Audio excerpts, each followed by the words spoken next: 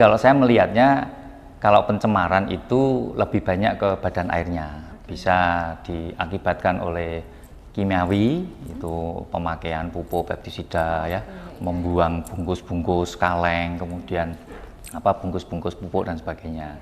Kemudian juga pencemaran yang terkait dengan biologi misalnya, biologi itu bakteri misalnya.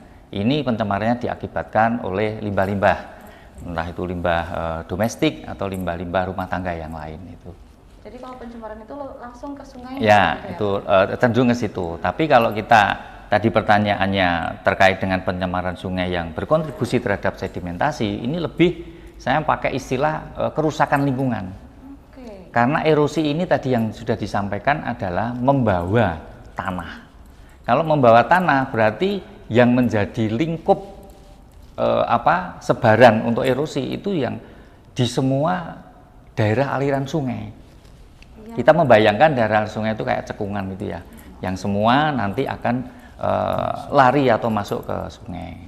Nah, kerusakan lingkungan ini banyak diakibatkan oleh misalnya saja kami kurang begitu paham mengenai pola tanam, kemudian bentuk cara mengolah tanahnya, apakah itu bentuknya terasering atau langsung, yang akan membawa percepatan erosi.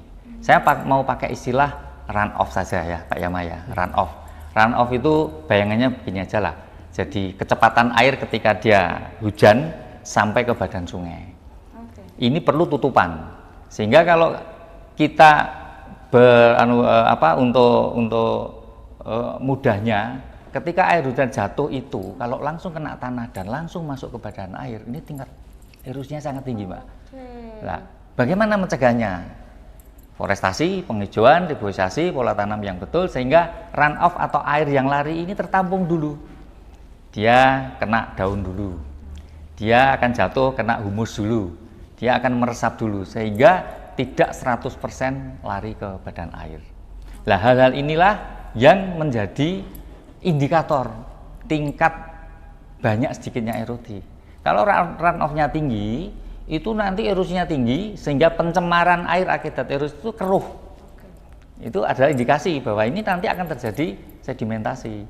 Lah, karena bendungnya itu ada di bendung mana itu?